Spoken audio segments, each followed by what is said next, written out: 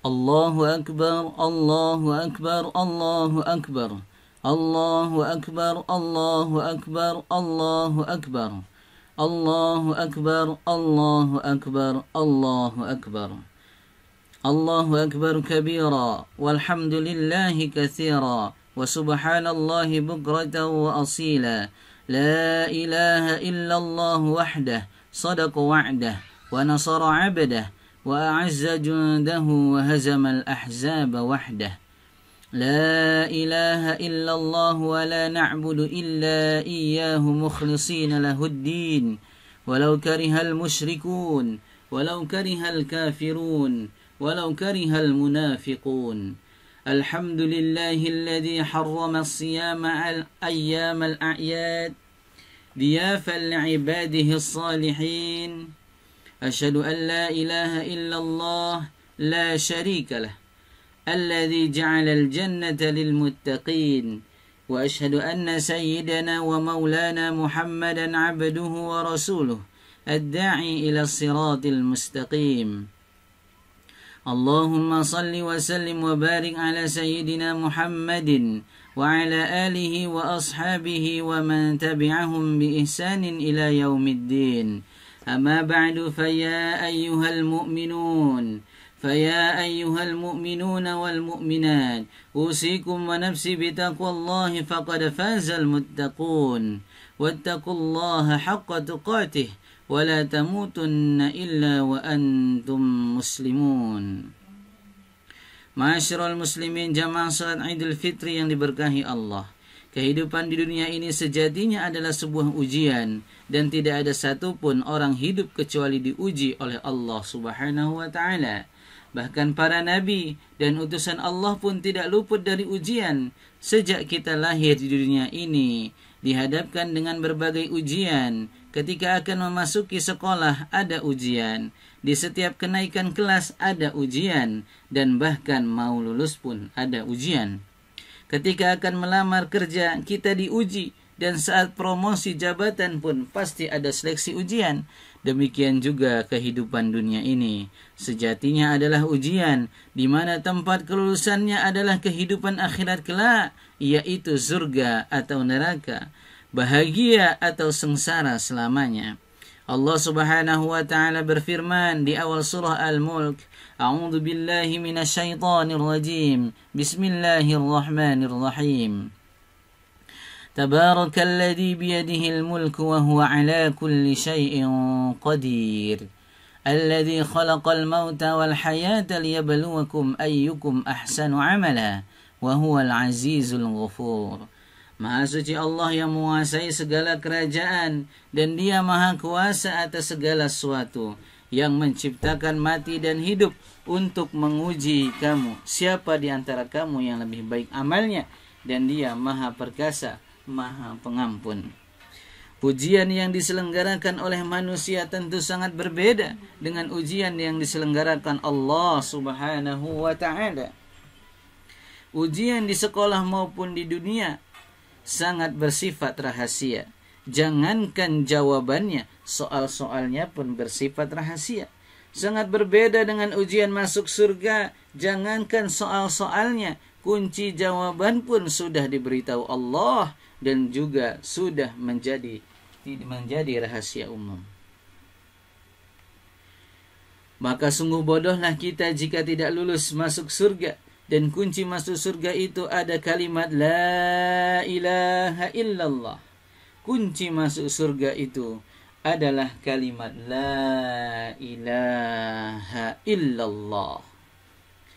Itu adalah kalimat tauhid, yaitu kalimat pembeda antara muslim dan non-muslim. Kalimat penentu kebahagiaan di surga atau kesengsaraan di neraka. Nabi SAW bersabda, Inna Allah harrama 'alan nari man qala la ilaha illallah. Sesungguhnya Allah mengharamkan seseorang yang mengucapkan la ilaha illallah dengan ikhlas karena Allah. Kalimat tauhid di atas tentu bukan sekedar diucapkan, tapi perlu diyakini dengan sepenuh hati bahwa Tiada Tuhan yang berhak disembah kecuali Allah, dan keyakinan tersebut dibuktikan dengan pengabdian dan penghambaan diri kepada Allah dengan berbagai macam ibadah. Hadirin yang dimuliakan Allah, di setiap Ramadan kita selalu mendengar dan bahkan hafal hadis Rasulullah sallallahu alaihi wasallam yang artinya, ketika masuk bulan Ramadan maka setan-setan dibelenggu, pintu-pintu surga dibuka dan pintu-pintu neraka ditutup.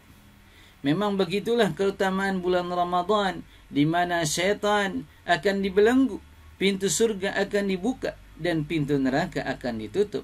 Tapi hadis di atas tidak tepat dimaknai secara tekstual.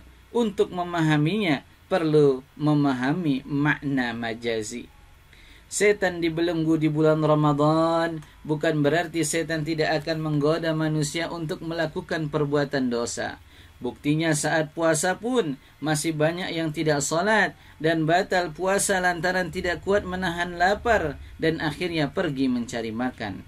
Secara majazi, setan dibelenggu berarti umat muslim yang menjalankan ibadah puasa diberikan kemampuan lebih oleh Allah untuk tidak menuruti bisikan-bisikan syaitan.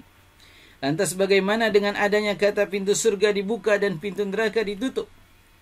Maksud pintu surga dibuka karena di bulan puasa amal saleh akan dilipat gandakan pahalanya, sehingga kesempatan masuk surga jadi lebih besar. Sedangkan pintu neraka ditutup berarti di bulan puasa kesempatan kita untuk melakukan perbuatan dosa lebih kecil dibandingkan dengan bulan-bulan biasa.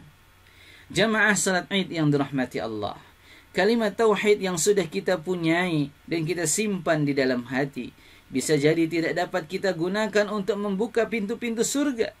Hal itu dikarenakan pintu surga terkunci dari dalam. Maka oleh karena itu, kita perlu mengetuk pintu-pintu tersebut. Ada suatu hadis yang mencakup amalan-amalan yang dapat mengetuk pintu-pintu surga, yaitu hadis Afsus salam wa at'imut ta'am wa silur arham wa sallu wan nasu niyam tadkhulul jannata bisalam. Nasihat ini disampaikan oleh Nabi SAW saat memasuki kota Madinah. Dalam hadis tersebut ada 4 amalan yang dapat membantu kita mengetuk dan membuka pintu surga. Yang pertama, menebarkan salam. Salam secara bahasa dipahami sebagai ucapan, yaitu Assalamualaikum warahmatullahi wabarakatuh. Dan ini adalah ucapan salam yang harus kita jadikan sebagai tradisi baik kita. Salam juga dimaknai sebagai keselamatan dan perdamaian. Setiap muslim dimanapun dituntut menebarkan keselamatan dan perdamaian, baik dalam bentuk ucapan maupun perbuatan, sebagai wujud keimanan kepada Allah Subhanahu wa ta'ala. Dan tidak patut seorang muslim menimbulkan keresahan, kerusakan, dan kehancuran tatanan kehidupan, karena itu menjadi penghalang baginya untuk masuk surga. Yang kedua, memberi makan. Di antara hikmah diwajibkannya puasa Ramadan adalah agar kita dapat merasakan lapar dan dahaga. Sementara banyak orang yang lapar bukan karena puasa, tetapi kelaparan karena ketiadaan. Dan lapar di sini tidak terbatas dengan kosongnya perut dari makanan dan minuman, tetapi kosongnya akal dari ilmu. Maka dalam konteks ini kita dituntut tidak hanya berbagi makanan sebagai nutrisi badan, tetapi juga berbagi donasi pendidikan sebagai nutrisi jiwa bagi yang membutuhkan. Yang ketiga, menjalin silaturahim atau kasih sayang. Agama kita sangat menganjurkan untuk menjalin silaturahim, karena silaturahim mendatangkan manfaat yang luar biasa. Yang pertama, dapat memperpanjang umur dan melapangkan rezeki. Yang kedua, akan dijauhkan dari neraka. Yang ketiga, menjadi salah satu sarana kita untuk mendekatkan diri kepada Allah. Yang keempat, dapat menjaga kerukunan dan keharmonisan dengan sesama. Yang kelima, dapat menjadikan kita sebagai makhluk yang mulia. Maka momentum Idul Fitri ini sangat tepat kita manfaatkan untuk bersilaturahim kepada orang tua, keluarga, sanak saudara, tetangga, mitra kerja, dan kepada semuanya. Tetapi tentu harus tetap menjaga protokol kesehatan. Yang keempat, salat malam. Salat sunnah yang paling besar pahalanya adalah qiyamul lail. Semoga ritual salat tarawih, salat witir, dan bangun malam untuk sahur yang kita lakukan sebulan kemarin mampu kita pertahankan selama 11 bulan ke depan, sehingga tujuan diwajibkannya puasa dapat terwujud, yaitu terwujudnya jiwa yang bertakwa dan hadirnya jiwa-jiwa yang saleh, yang suka menebar kebajikan, keselamatan, dan perdamaian, serta jiwa yang peduli terhadap kemiskinan dan ramah terhadap lingkungan. Hadirin yang dimuliakan Allah, demikian khutbah singkat pada kesempatan ini. Semoga bermanfaat bagi kita semuanya. Semoga Allah selalu membimbing kita di jalan yang lurus dan memberikan kekuatan kepada kita untuk beristiqamah di jalan tersebut. Amin ya rabbal alamin. A'udzu billahi minasyaitonir rajim. Bismillahirrahmanirrahim. وسارعوا إلى مغفرة من ربكم وجنة عرضها السماوات والأرض أعدت للمتقين. بارك الله لي ولكم في القرآن العظيم ونفعني وإياكم بما فيه من الآيات والذكر الحكيم وتقبل مني ومنكم تلاوته إنه هو السميع العليم فاستغفروا إنه هو الغفور الرحيم. الله أكبر الله أكبر الله أكبر الله أكبر الله أكبر الله أكبر الله أكبر كبيرا والحمد لله كثيرا وسبحان الله بكرة وأصيلا. لا إله إلا الله وحده صدق وعده ونصر عبده وأعز جنده وهزم الأحزاب وحده. لا إله إلا الله ولا نعبد إلا إياه مخلصين له الدين ولو كره المشركون ولو كره الكافرون ولو كره المنافقون. الحمد لله حمدا كثيرا كما أمر وأشهد أن لا إله إلا الله وحده لا شريك له إرغاما لمن جحد به وكفر. وأشهد أن سيدنا محمدا عبده ورسوله سيد الخلائق والبشر صلى الله عليه وعلى آله وأصحابه مصابيح الغرار. أما بعد، فيا أيها الحاضرون أوصيكم ونفسي بتقوى الله فقد فاز المتقون.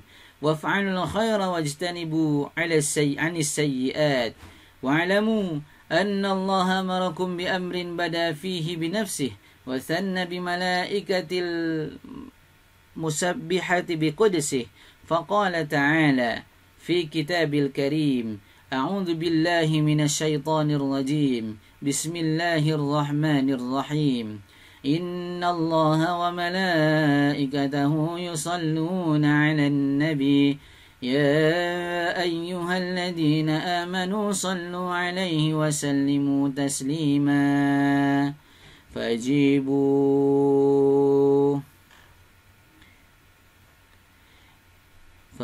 الله إلى ما دعاكم وصلوا وسلموا على من به هداكم. اللهم صل على سيدنا محمد وعلى آله وصحبه أجمعين وعلى التابعين وتابع التابعين ومن تبعهم بإحسان إلى يوم الدين. وارض الله عنا وعنهم برحمتك يا أرحم الراحمين. اللهم اغفر للمؤمنين والمؤمنات والمسلمين والمسلمات الأحياء منهم والأموات إنك سميع قريب مجيب الدعوات. اللهم انصر أمة سيدنا محمد. اللهم اصلح أمة سيدنا محمد. اللهم انصر أمة سيدنا محمد. اللهم انصر من نصر الدين واخذل من خذل الدين. واجعل بلدتنا إندونيسيا هذه بلدة تجري فيها أحكامك وسنة رسولك يا حي يا قيوم يا إلهنا وإله كل شيء. هذا حالنا يا الله لا يخفى عليك. اللهم دفع عنا الغلاء والوباء والبلاء والفحشاء والمنكر والبغي والسيوف المختلفة والشدائد والمحن ما ظهر منها وما بطن من بلدنا هذا خاصة ومن بلدان المسلمين عامة يا رب العالمين. اللهم أعز الإسلام والمسلمين وأهلك الكفرة والمبتدعة والرافضة والمشركين ودمر أعداء الدين، واجعل اللهم ولايتنا في من خافك واتقاك. ربنا اغفر لنا ولإخواننا الذين سبقونا بالإيمان ولا تجعل في قلوبنا غلا للذين آمنوا ربنا إنك رؤوف رحيم. ربنا آتنا في الدنيا حسنة وفي الآخرة حسنة وقنا عذاب النار والحمد لله رب العالمين. عباد الله، إن الله يأمر بالعدل والإحسان وإيتاء ذي القربى وينهى عن الفحشاء والمنكر والبغي يعظكم لعلكم تذكرون. فاذكروا الله يذكركم ودعوه يستجب لكم ولذكر الله أكبر.